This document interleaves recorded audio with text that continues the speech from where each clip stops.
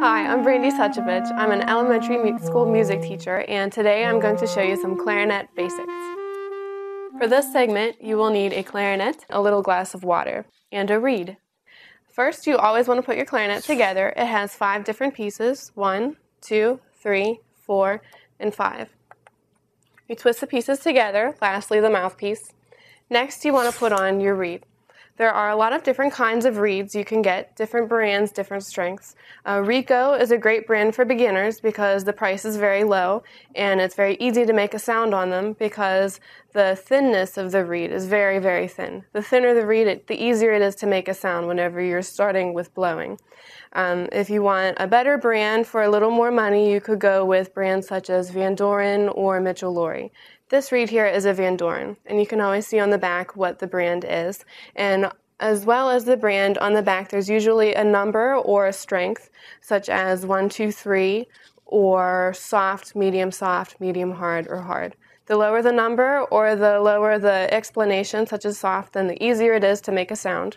The higher the number, then the harder it is to make a sound, but once your embouchure gets strong enough, it's a much richer sound. The reed needs to be wet before it can vibrate. You can wet it either by putting it in your mouth for several seconds, and you always want to use the thin side, not the thick side. Or if you want your reed to last longer, you can set it in a little glass of water. The reason this lasts longer is because if you use your saliva, the saliva breaks down the fibers in the reed over time. If you use water, then that doesn't happen. Any reed that you should use should only last about a week or so. After that, it starts to get a little germy, and it also becomes a lot softer, even if it started out as a hard reed. So after a week or so, you want to throw your reeds away and get a new one. Also, if your reed chips on the top or starts to break, then that's also another sign that you need a new reed. If you have a good reed and it's wet and ready to go, then you place it on the top of your mouthpiece, and the tip of the reed lines up with the tip of the mouthpiece. If you need the reed to be softer, you move it down a little bit, or harder, you move it up a little bit. And then you put on your ligature. There are also different types of ligatures.